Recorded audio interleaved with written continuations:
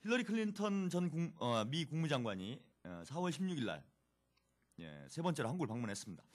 카터 방북을 앞두고 있는 시점이었기 때문에 이거 뭐 주목이 안 될래 안 될 수가 없는 이런 방북이었고요.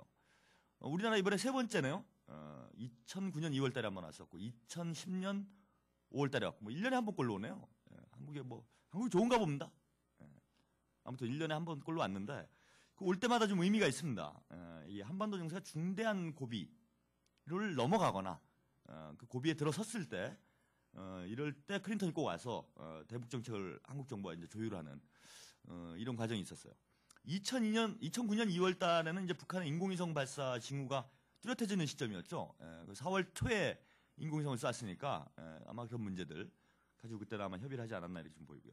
2010년 5월은 천안함 사건이 이제 정점으로 치닫던 시기였습니다. 5월 21일 날 한국 정부에서 북한의 소행이다 이렇게 공식 발표를 해버렸죠. 그러면서 남북 관계가 아주 최악의 상황으로 치닫고 있었는데 바로 그 시점이에요. 그 정부 발표가 있기 바로 직전이었나요? 직후였나요? 제가 정확히 기억은 안 나는데 아무튼 거의 맞물린 시점에 들어와가지고 협의를 했습니다. 그리고 이번에는 이제 카터 방북이 다음 주인데 한 주 전에 들어와가지고 들어왔으니까 이게 뭔가 중요한 지금 협의를 하고 있는 거 아닌가 하러 들어온 거 아닌가 이렇게 좀 보입니다. 그래서 뭐 제가 지난주에 카터 방북이 하나의 분수령이 될 수 있겠다 이렇게 방송하면서 말씀 좀 드렸는데 이제 클린턴이 방한을 한 것으로 해서 뭐 거의 확실해지고 있는 것 같아요. 뭔가 좀 이제 큰 틀에 굵직한 어떤 변화가 카터 방북을 전후로 해서 급진전되지 않겠는가 이런 분석에 힘을 실어주는 이런 방안이 아니었나 이렇게 봅니다. 그 전에 더 주목해 볼 게 하나 있어요. 4월 7일 날이죠. 4월 7일 날이었습니다. 카터 전 대통령 방북이 발표된 게 3월 말 4월 초 이때쯤 되고요. 3월 말에 이제 독일에서 그 비공식 토론회 이 북미 이 한반도 문제 전문가들이 모여서 비공식 토론회를 열었는데 바로 그 직후에 이제 카터 방북이 발표됐습니다. 그래서 이건 사전 협의한 거 아니냐? 제가 뭐 그런 식의 추론을 한번 한 적이 있었는데 이제 이런 흐름이 바로 있었던 그 7일 날 5박 6일 일정으로 북한 외무성 제1부상이죠. 김계관 외무성 부상이 북한 측 육자회담 수석대표입니다. 중국을 방문했어요. 5박 6일이면은 뭐 꽤 적지 않은 이런 일정인데 긴 일정인데 뭐 왜 갔는지는 지금 뭐 공식적으로 나온 건 없습니다. 뭐 방문 목적이나 방중 목적이나 일정 이런 게 좀 확인된 건 없고요. 뭐 우다웨이 육자회담 수석대표를 만나서 육자회담 재개 방안을 협의하지 않았겠는가 뭐 전반 흐름상 뭐 이렇게 좀 추정이 됩니다. 근데 이게 우연인지 아니면 필연인지 그 공교롭게도 그 시기에 그 시점이죠. 그 시점에 커트 캠벨 미 국무부 동아태 차관보가 또 중국을 방문했어요. 베이징에 있었습니다. 이 사람이 이제 한반도 정책을 총괄하는 그런 지위에 있는 사람이죠. 이 까마귀 날자 배 떨어진다고 김계관 외무성 부상. 그러니까 북한에서 지금 이제 미국과 협상 문제를 총괄하는 뭐 총괄도 지금 1, 2년도 아니고 뭐 20년 가까이 지금 해오고 있죠. 뭐 그야말로 미국통이다 북한에. 북한에서 미국을 제일 잘하는 뭐 이런 인물이다 이렇게 이제 평가가 되는데 이런 인물이 지금 베이징으로 갔고 또 그 시기에 지금 오바마 행정부에서 한반도 정책에 거의 사실상 실권을 쥐고 있는 커트 캠벨이 중국으로 들어갔다 이겁니다. 이게 과연 우연일까? 뭐 그 전에 뭐 다른 움직임이 없었다라면야 뭐 우연일 수도 있겠다 하는데 카터 방북이 공식적으로 확인된 조건에서 캠벨과 김계관 부상이 같은 장소에 나타났다. 이거는 조금 의미가 있지 않나 이렇게 분석이 됩니다. 그래서 이제 이런 관측들이 나왔어요. 베이징을 무대로 해가지고 미국과 북한이 육자회담 재개 해법을 놓고 이제 간접 대화를 나누는 계기가 되지 않았겠느냐, 기회가 되지 않았겠느냐 이런 분석들이 이제 언론에 쏟아져 나왔어요. 한때는 이제 회담을 하지 않겠냐, 캠벨 차관보하고 김계관 부상이 뭐 같은 시기에 들어갔으니까 회담을 하지 않겠는가 뭐 이런 전망이 나왔습니다. 물론 뭐 확인은 안 돼요. 공식적으로는 두 사람의 접촉이 확인된 게 없습니다. 근데 이제 상식적으로 볼 때는 어떤 직간접적인 이런 협의가 있지 않았겠나. 여러 가지 정황상 뭐 이렇게 추정이 됩니다. 특히 이제 김계관 부상을 좀 주목할 필요가 있는데요. 김계관 부상이 최고인민회의, 북의 최고인민회의, 우리는 국회격이죠. 국회격 최고인민회의 대의원이에요. 우리랑 좀 다른 게 있어요. 이제 자본주의 국가에서는 이른바 자유민주주의 국가죠. 이 자유민주주의 국가에서는 이른바 삼권 분립, 민주주의의 가장 기초라고 생각을 하죠. 그래서 행정부, 입법부, 사법부가 이제 서로 독립이 돼가지고 상호 견제하면서 어떤 권력의 독주를 막는 이런 상권 분립이 뭐 민주주의의 거의 뭐 알파이자 오메가이다. 이것만이 민주주의다 하는 이제 이런 그 신념을 가지고 있는데 북한에서는 좀 생각이 다릅니다. 왜 생각이 다르냐면은 입법부, 우리로 말하면 이제 국회가 모든 권력의 위에 있어야 된다는 거예요. 그래서 행정부와 사법부까지도 국회가 지휘를 해야 된다는 겁니다. 그런 논리가 나오는 배경은 뭐냐면은 국회는 이제 국민의 대표들이죠. 이게 이제 북한식으로 하면 최고인민회의 대의원, 국민들이 직접 선출해서 대표자로 뽑은 사람들입니다. 그래서 국민의 의사를 직접 반영하는 사람들이기 때문에 대통령이 임명하거나 뭐 어디 선출된 게 아니라 지명된, 임명된 이런 관료들하고는 격이 다르다는 거예요. 당연히 국민의 의사를 대표하는 사람들이 행정 관료들을 지휘해야 된다 이런 상황이 있는 거죠. 사법부도 마찬가지예요. 우리나라는 이제 헌법재판소가 뭐 국회 위에 있는데 탄핵 때 이제 뭐 확인됐고 행정수도 이전 문제도 헌법재판소가 틀어버리면서 무산이 된 거 아니겠습니까? 그러니까 뭐 국회에서 결정해도 사법부가 틀 수 있는 거죠. 근데 사법부는 이게 지금 다 임명한다 이런 겁니다. 임명하는 거고 이 사람도 공부 잘해가지고 사법고시 패스해서 된 사람들이 되는 거기 때문에 어떤 대표성을 띈다고 얘기할 수는 없어요. 근데 최종적인 어떤 헌법을 규율하는 문제, 헌법이라는 게 국민의 의사를 집대성한 거 아니겠습니까? 뭐 법률가들이 모여가지고 뭐 머리 굴려서 만드는 게 아니라 국민의 요구와 의사를 집대성한 게 헌법이 되는 건데 그걸 판단할 권한을 판사들한테 주는 건 사실 좀 문제가 있다고 생각합니다. 저도 이건 선출된 사람들도 아니고 임명되거나 지명된 사람들을 물론 뭐 국회에서도 뽑고 대통령도 지명하고 이렇긴 하지만은 그런 사람들이 최종적인 헌법을 판단하는 이런 권한은 막강한 권한을 가지고 있다는 거는 사실은 민주주의 원칙에는 저는 어긋나는 거라고 봅니다. 그러니까 명색은 상권 분리지만은 이 헌법재판소라는 게 뒤에 딱 버티고 있기 때문에 사실은 권력이 국민들이 뭐 대한민국 민주공화국이고 모든 권력은 국민들로부터 나온다고 하는데 지금 이렇게 보면 모든 권력은 법관이 최종적으로 결정하는 거 아닙니까? 이런 체계가 저는 뭐 그렇게 동의가 되는 체계는 아닌데 이제 북한도 비슷한 체계인 거죠. 비슷한 생각을 가지고 있는 겁니다. 그래서 입법부 최고인민회의 대표자 밑으로 해가지고 행정부도 들어가고, 그러니까 이제 총리 내각이죠, 내각 북한식으로 표현하면 내각. 그다음에 뭐 이런 사법기관 이런 데도 총괄을 하게 돼 있어요. 그러니까 이제 관료들이 그러니까 뭐 장관이나 이런 사람들도 대의원이 되는 이런 경우들이 있습니다. 그래서 이제 김계관 부상이 대의원이다라는 걸 제가 우리나라 체계하고 좀 다르기 때문에 설명을 좀 드리기 위해서 좀 말씀 좀 드렸고요. 그런데 김계관 부상이 베이징에 도착한 이제 7일 날이 북한에서는 최고인민회의 12기 4차 회의가 열리는 날이었어요. 근데 이제 외무를 담당하는 아주 중요한 비중을 가진 대의원이 이런 뭐 1년에 한 번 하는 중요한 회의에 지금 빠져서 중국으로 갔다. 이거는 북한의 어떤 정치 방식을 보면 조금 특이한 일이죠. 내부적인 일을 무엇보다 중시하는 이런 체제인데 아주 중대한 정치 일정을 놔두고 뭐 중국으로 갔다라는 거는 그거보다 더 중요한 일이 있다라는 거라고 봐야 됩니다. 뭔가 시급한 현안이 있었지 않겠느냐. 그때 안 가면 안 되는.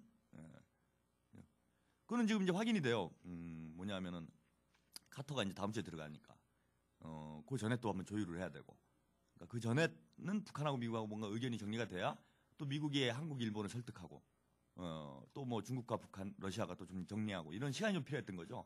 그러니까 4월 초에는 카터 방북이 확정된 조건에서 4월 26일로 4월 초에는 북과 미국이 뭔가 조율을 했어야 된다는 거예요. 카터 방북에서 어떤 논의들을 할지, 주변국들을 어떻게 설득할지, 그리고 어떤 로드맵을 가지고 한반도 문제를 풀어갈지 이런 협의가 필요했던 시점에 이었고 그런 시점에 김계관 부상이 다른 일정을 제쳐두고 중국으로 갔다라는 건 이게 뭔가 좀 중요한 게 있는 거 아니냐 이런 추론을 가능하게 했다라는 거죠. 그리고 이제 캠벨차 간부의 방중 시점도 의문인 거죠.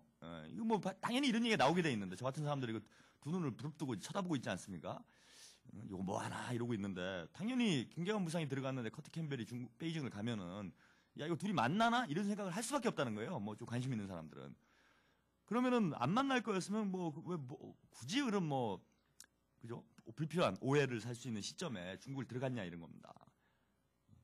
그보다 이제 더 중요한 거는 아까 서두에 말씀드렸는데 이게 그냥 우연이냐 이렇게 생각할 수도 있는데 우연이라고 보기에는 최근 미국과 북한의 움직임이 이게 좀 심상치가 않았다 이런 겁니다.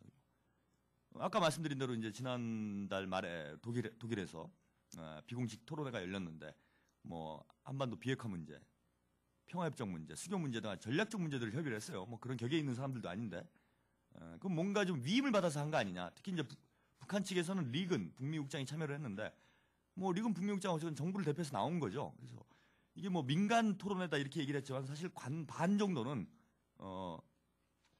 공식적인 이런 성격을 좀 가지고 있었다라는 겁니다.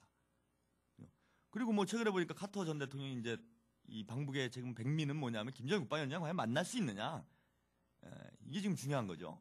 이게 중요한 건데 김정일 국방위원장이 면담이 거의 확정됐다 이런 투로 지금 미국 쪽에서 얘기를 하고 있어요. 그럼 김정일 국방위원장의 면담이 확정됐다라는 건 뭔가 합의될 거리가 있어서 뭐 두 양반이 만나가지고 두 분이 만나가지고 무슨 뭐 취미 생활이 뭐냐 뭐 이런 거 물어볼 거 아니잖아요. 그래서 뭔가 뭐 합의될 수 있는 내용들이 있다라는 게 간접적으로 확인되는 거죠.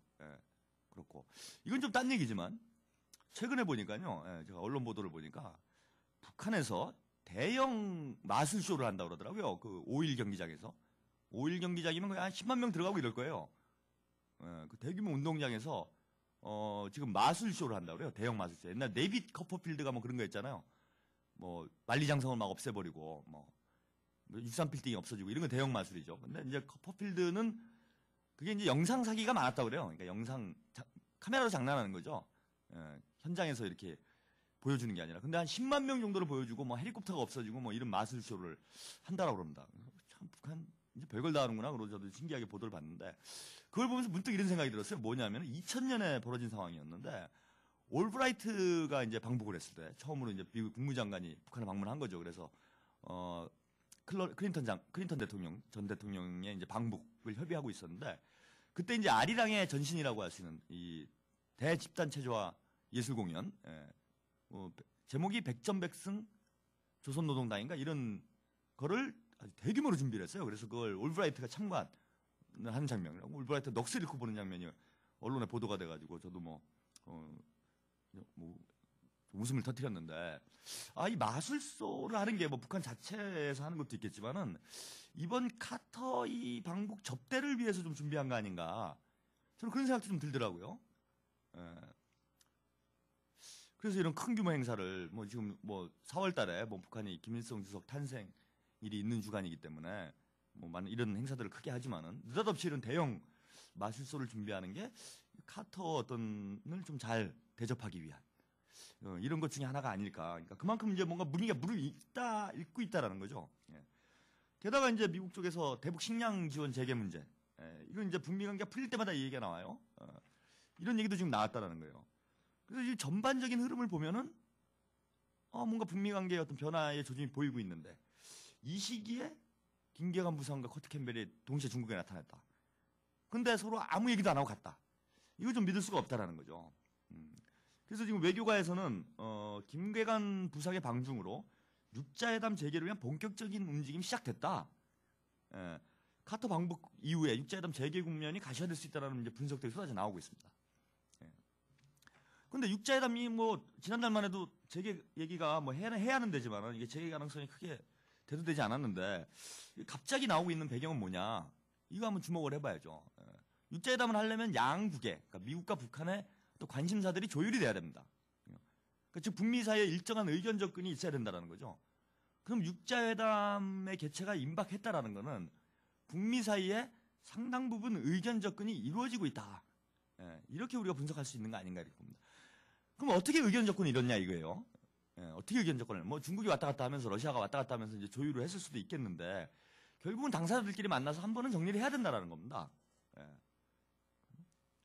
그럼 뭡니까 클린턴 국무장관이 북한 외무성 그죠 강석주 외무상의 전화번호를 아는 것도 아니고 뭐 커트 캠벨 차관보가 김계관 부상의 전화번호를 아는 것도 아니고 아니면 뭐 이심점심 마음이 통해가지고 텔레파시로 해가지고 서로 그냥 의견 일치가 된 것도 아니고 어떤 식으로 만나야 되지 않냐 이겁니다. 그럼 일정상 보면 만날 수 있는 기회가 없었어요. 커트 캠벨하고 김계관 부상이 들어간 거 외에는 동시에 중국에 나타나는 거 외에는 서로 의견을 조율할 기회가 없었습니다. 물론 이제 지난달 독일 토론회에서 일정하게 의견 교환을 했다라고 이제 볼 수는 있는데 그건 어디까지나 민간 수준의 비공식적인 차원의 문제고요. 이건 이제 공식적인 수준으로 끌어가고 있는 이런 조건에서, 즉 육자회담 재개라는 공식적 수준의 문제로 끌어가고 있는 조건에서는 당연히 당국자 수준의 공식적 접촉이 이루어져야 된다는 겁니다. 그렇기 때문에 캠벨과 김계관 부상이 의심을 받는 거죠. 아, 이거 만나서 뭔가 협의한 거 아니냐. 그리고 적어도 상황상 볼 때 이제 커트 캠벨이 우다웨이 중국 측 그 육자회담 수석 대표를 만났을 거예요. 그죠? 뭐 그 사람 만나러 가는 거죠. 또 김계관 부상도 만났을 거 아닙니까? 그럼 적어도 우다웨이 대표는 북한의 의견도 알고 미국의 의견도 아는 거죠. 예, 북한의 의견을 미국에 전달해 줄 수 있고 미국의 의견을 북한의 김계관 부상한테 커트 캠벨의 의견을 또 전달할 수 있고 이런 위치에 있었다라는 겁니다. 예, 그러면 직접 만나지는 못했다라고 하더라도 우다웨이 대표가 가교 역할을 하지 않았겠는가. 예, 그럼 간접적으로라도 북미 양자 대화가 사실상 이제 진행이 된 것으로 이렇게 추정할 수 있지 않나 이렇게 보는 겁니다. 그죠? 그래서 지금 상황은 북미가 양자 대화를 하기가 좀 곤란한 상황이에요. 일단 뭐 뒤에도 말씀을 좀 드리겠지만 클린턴 장관도 강조했다시피 미국 입장에서는 한국이 이끌고 미국이 지원하는 이런 모양새를 취하고 싶다라는 거예요. 그래서 한국이 뭔가 주도하는 듯한 인상을 주고 미국은 뒤에서 그걸 도와주는. 그래야 미국에 좀 체면이 사는 거 아닙니까? 그게 아니라 막 미국이 앞장서서 그러면은 미국이 북한에 굴복한 인상을 준다는 거예요. 그런 차원에서 보면은 지금 남북 대화가 콱 막혀 있는 조건에서 북미 대화를 먼저 공식적으로 진행할 수가 없다라는 겁니다. 그리고 뭐 다른 주변의 눈치도 좀 그렇죠. 미국 체면도 좀 말이 아닌 거죠. 북한이 뭐 핵실험을 하고 인공위성을 쏘고 막 연평도에서 포를 쏴대고 이러니까 미국이 야 이거 무서워가지고 지금 대화에 나가는구나 이런 인상을 줄 수 있다라는 겁니다. 미국에서 그런 모양새보다는 남북 관계가 좋아지니까 우리도 이런 흐름에 편승해서 한반도의 긴장 완화를 위해서 우리도 도움을 주는 거다 이런 모양새를 만들어줘야 미국도 체면이 사는 거죠. 그래서 뭐 북한도 뭐 굳이 미국을 망신 줄 필요는 없다라고 봅니다. 또 북한 입장에서도 그래요. 이게 뭐 북미 관계를 빨리 풀어도 남북 관계가 안 풀리면은 북한이 원하는 건 이제 미국과의 관계 정상화도 있겠지만은 그보다 더 중요한 건 우리 민족이 다시 6.15로 돌아가서 통일의 기초를 다지는 거죠. 통일로 이제 나가는 건데 그런 차원에서 보면 북미 관계가 잘 풀려도 북한이 만족스럽다고 볼 수는 없어요. 남북 관계가 결국은 풀려줘야 이게 이제 통일 문제로 가는 거 아니냐. 이런 차원에서 볼 때 지금은 현재 조건은 공식적으로 북미 양자 대화를 하기는 조금 그런 이런 상황이라는 거죠. 그래서 둘만이 오붓한 시간을 보내기 어려워요. 그러니까 중매인이 나서가지고 양가를 오고 가면서 이게 좀 혼담을 주고받은 거 아니겠냐 저는 우다웨이 수석 대표가 매파 역할을 한 거 아니냐 지금 그렇게 해도 이제 대화가 되죠, 그죠? 뭐 제가 이거 뭐 비유를 하자면은 이몽룡하고 성춘향하고 그 연애를 할 때 이몽룡이 가가지고 춘향 씨 마음에 드는데 우리 부비부비 한번 하지 뭐 이렇게 연애 건 게 아니에요. 뭐 요즘 젊은이들 하듯이 그죠? 당사자들이 나가가지고 연애한 게 아닙니다. 그러니까 방자와 향단이가 가교 역할을 한 거죠. 방자 그럼 중국이 방자냐 뭐 우다웨이가 방자냐 이러면 또 오해가 있을 수 있는데 제가 비유입니다. 이건 제가 그렇게 그죠? 그런 것 관계로 보는 게 아니라 그런 이제 중매 역할을 하면서 이몽룡과 성춘향을 엮어준 거 아니냐. 그리고 이명룡과 성춘향은 사실 그 공개적으로 데이트할 수 있는 이런 관계가 아니었죠, 그죠? 이 계급 관계 문제 때문에 저는 이 춘향전이 로미오와 줄리엣보다 더 명작이라고 봅니다. 철학적으로 보면은 그죠? 로미오와 줄리엣과 이제 거의 유사한 이런 이제 스토리 라인을 가지고 있는데 왜 더 명작이라고 보냐면은 로미오와 줄리엣의 내용은 이제 사회적 물론 그런 게 좀 깔려 있긴 하지만은 그 당시 근대 자본주의가 막 태동하는 유럽 사회 분위기가 뭐 여러 부분에서 이렇게 암시가 되긴 하는데 이 사회 계급의 문제, 봉건 신분제에 대한 문제를 정면에서 다룬 건 아니에요, 그죠? 이 두 가문, 앙숙인 두 가문의 갈등, 그 사이에 그 끼인 그 두 남녀의 사랑 이런 게 이제 초점이었는데 이 춘향전은 계급 문제를 정면 다루고 있어요, 그죠? 신분제 문제 그런 거로 보면은 뭐 지금 아주 급진 혁명 소설에 가까운 거죠, 요즘식으로 표현하면은. 이몽룡, 성춘향 둘 다 급진주의자들입니다. 이런 연애 하면 안 되는 거죠, 그 당시에. 큰일 나는 겁니다, 이거는. 홍길동이 아버지를 아버지라 부르지 못해요. 가출하잖아요. 그래가지고 지하 조직 만든 거 아닙니까? 활빈당이라고. 그것도 그래서 우리가 그 홍길동전도 높게 평가를 하는데 이 성취향도 이런 혁명성이 있죠, 그죠? 게다가 나중에 이건 완전 혁명으로 끝나요. 그죠? 이몽룡이 돌아와가지고 물론 뭐 이게 혁명적인 내용은 혁명적인 방향은 아니지, 그죠? 뭐 그죠? 권력을 잡아가지고 출세를 해가지고 좀 유아적인 이런 혁명론이긴 하지만은 아무튼 와서 그 봉건 신분제를 들러없습니다. 성춘향이 수청 들어라 그래 변학도가. 예, 그게 뭐 우리가 막 부도덕한 행위처럼 보이지만 그 당시에는 다 그 관행이에요. 그죠? 장자연 뭐 이런 거랑 비슷한 겁니다. 예, 다 관행이죠. 근데 이몽룡이 권력을 잡은 위에 와가지고 혁명을 한 거죠. 예, 그런 관행을 들러없는. 뭐 이런 혁명을 하는 이런 내용입니다. 왜 이 얘기를 했냐면은 이몽룡과 성춘향 관계와 북과 미국 관계가 좀 유사성이 있어요. 그죠? 계급적으로 보면은. 북은 사회주의를 지향하는 노동계급에다라고. 미국이야 뭐 대표적인 자본주의가 자본가의 나라인데 둘이 연애하기는 좀 민망한 사이죠. 남들 눈치도 있고. 예, 지금 아직 이게 사회적으로 허용되는 분위기는 아니잖아요. 사회주의와 자본주의가 뭔가 뭐 그죠 가깝게 지내고 이런 게 특히 미국 입장에서는 사회주의는 없애야 된다라고 그렇게 그 주변국들한테 자기 친구들한테 설교를 해왔는데 이제 와가지고 이제 북한하고 손을 잡는다. 이게 좀 모양새가 그렇다 이런 겁니다. 그러니까 이제 가가지고 방자 향단이가 좀 나서서 둘이 직접 만나가지고 혼담을 하기가 좀 그러니까 이렇게 좀 협의를 한 거 아니겠나. 저는 이렇게 봅니다. 그러면은 이제 적어도 간접적으로 이번에 베이징에서 북미 양자 접촉이 진행이 됐고 여기서 거의 윤곽이 잡혔을 거라는 거예요. 카터가 가서 뭘 하고 육자회담은 이렇게 재개를 하자. 남북대화는 이렇게 해라. 뭐 사실 뭐 미국이 다 정리하면 정리되는 거 아닙니까? 뭐 뒤에 말씀드리겠지만 뭐 이명박 대통령 뭐 그냥 가자는 대로 가는 거죠. 그래서 이번에 클린턴이 이제 북미 양자 대화의 결과를 가지고 이제 이번에 클린턴 장관이 와가지고 이명박 대통령한테 이제 통보를 하는 이런 과정이 아니었겠나. 그것이 이번 한국 방문의 목적이 아니었겠나 이렇게 봅니다.